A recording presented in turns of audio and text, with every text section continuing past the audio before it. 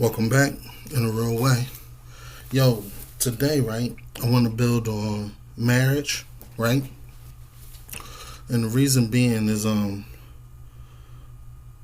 in September I went to my cousin Trey and Ivory's wedding, and it was really dope, man. Really dope, man. My cousin Trey, he's really good at grand gestures. So just the whole setup and everything, man. He does what he does very well. So he did this very well. It was a beautiful event, and also a couple of days ago, I came back from watching a family friend. One of my aunts and her husband renew their vows on his during his birthday celebration, and during the course of that, I realized there's a certain education that took place with me anyway in regard to marriage in my coming up, I should say. So, for example, my brother and his wife getting married was kind of the first introduction to my peer group generation or such, like, presenting the concept of, trying their hand in marriage or whatever. um Up to that point, I had never even considered being married. I never wanted to get married, none of that shit. um Throughout the years of their marriage, just being an active observer and having them in my life, I realized that the foundation to marriage, I believe, is supposed to be the duty to each other. I think this is why a number of marriages failed. I think this is why my marriage failed, because we didn't marry based upon a duty or pledge of duty toward each other and toward the family. I think we married because we were in love with each other. And as many people will tell you, love is not enough to hold anything together. Um, with that said, um, many people approach their marriage with contingencies in place, meaning, if you do this, then I'm going to do that, which has no place in a marriage, because your vows are just that. You pledge to do a particular thing and to show up for a particular job. Your mate pledges to do a particular thing and show up to do a particular job. It doesn't say, as long as they do this, you'll do that. You're not responsible for their part. You're responsible for your part. And that's where the appreciation comes into play. You're supposed to be doing your best in your role. You're supposed to hold yourself accountable for that. You're not supposed to veer off because somebody else is not doing their thing. That's like, any other thing. Like, if you were in class and, you were supposed to bring in your homework, you're going to say, well, such and such didn't bring in their homework. They don't have shit to do with your grade. You're going to fail. If you were on a basketball team, you running a play, you're supposed to be in a specific place at a specific time. Be there. Whether the ball can get over to you, all right, that has something to do with somebody else, but you got to be where you got to be. You know what I'm saying? And that's what I think, we lost. We didn't apply the self accountability, or many of us didn't apply self accountability into those type of scenarios, into those relationships, into the marriages.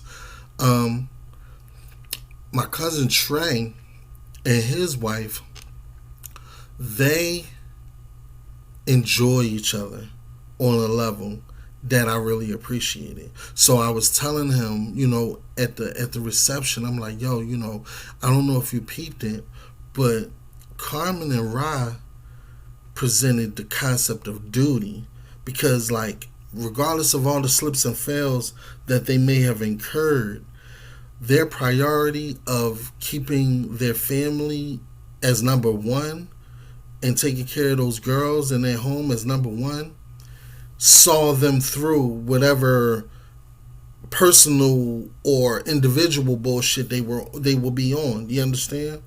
And once you get past that point, it fortifies you.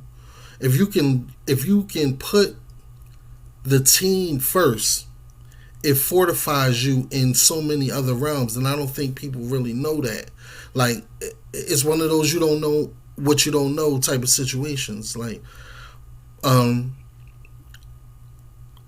most people will put their own self-centered emotions first instead of thinking about what the bottom line is. Like,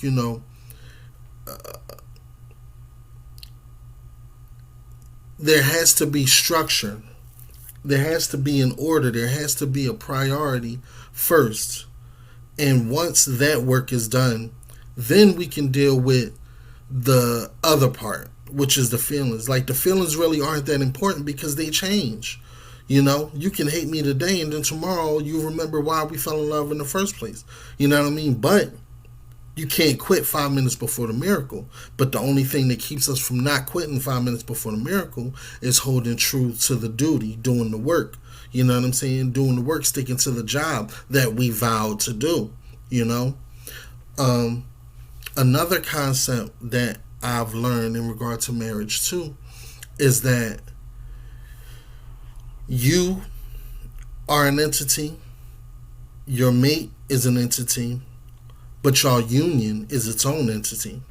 So the same way that you have to feed, nurture, mature, and grow yourself, y'all both have to feed, nurture, mature, maintain, and grow the union.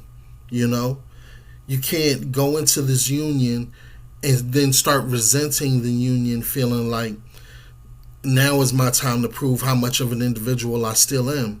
No, it's not about that. You're always going to be an individual. Nobody knows and nobody owns each other completely. You know what I'm saying? We don't own each other. Nobody knows you completely but you. Like, the union of y'all marriage is for y'all to grow together. You know what I'm saying? And even through the times when y'all feel you in certain aspects that y'all are growing apart, that's when the duty comes into play. Because y'all vowed to stick together through better or worse, through sickness and health. You know what I'm saying? Through it. Not win, through. You know what I'm saying? So when shit gets bad, that's not the time to leave. That's the time to lock in. You know what I'm saying? And push through. Because what they say, tough times don't last, but tough people do. But yeah, I appreciated how much they enjoyed each other, Trey and Ivy, my cousins. And I broke that down to him. I'm like, yo, if you peeped it, Trey, I'm like, Ra and Carmen, it might even be because of the religion that they held true to the duty of the family first and foremost. But it gave them a foundation that they could bond on that superseded however they feel in certain moments. Even when they're not seeing eye to eye, they'll come back on the foundation of what that structure is built on. You know what I'm saying? Which is the duty to each other. You know what I mean? And they vowed to do a certain job towards this union. And they both hold themselves accountable to do those things. They don't have to hold each other accountable. They hold themselves accountable on that job. And then when it comes to the other intricacies, that's when you can hold each other accountable. You know what I'm saying? When it comes to the people shit. But the people shit comes second to the humanity of it, which is basically the furthering of the family, the self-preservation, the duty of keeping us as a unit alive, you know. And I was like, the second part of that, is I see reflected in you two, is what I was saying to my cousins. Like, yo, I love how y'all love each other. I love the enjoyment, that y'all have with each other. Y'all enjoy each other. You know what I'm saying? And I'm like, that shit is what's going to keep you young. It's going to keep the rekindling possible. You know what I'm saying? So when it is, tough times, it might be easier for y'all to snap out of that week of dislike, or that week of walking around with the attitude a little bit faster than anybody else, because y'all already know, that y'all fuck with each other on a deeper level. You know what I'm saying? So one, you got the duty part.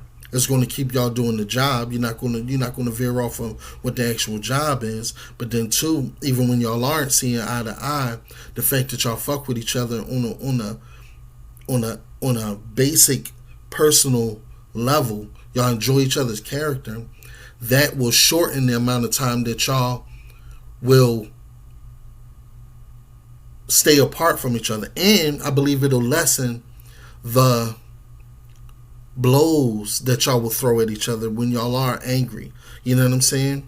You won't be so quick to try to hurt a motherfucker the way some people do when they don't really like each other as much as y'all do. You know what I'm saying? Or as much as they do, speaking in that sense. But yeah. So it was just dope, because over the weekend it was a conversation that came up again with a brother that I met. Shout out to the brother Linwood. And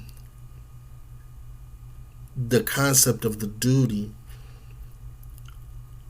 between a man and his wife was really imperative to be discussed, and I believe it needs to be on the forefront of a lot of people who are moving towards making those type of bonds in union in the future. It has to have a structure of duty first, and you have to realize that your word is your bond, and you are responsible for doing a particular job and performing a particular task, regardless of how you feel and regardless of what the other person is doing. You have to be doing your job. That's what you vowed. That's what you pledged. You can't say, well, he stopped first or she stopped first. That don't mean nothing. That don't have shit to do with nothing. That don't have shit to do with your word being bond. That's the contract he made with himself is one thing, but the contract you made with yourself is another thing. You know. So that was just something that I realized that was pretty dope, and it helped me. Just the concept of it helped me mature in a certain angle of perspective over this past couple of months, and I just wanted to share it with y'all. So, peace.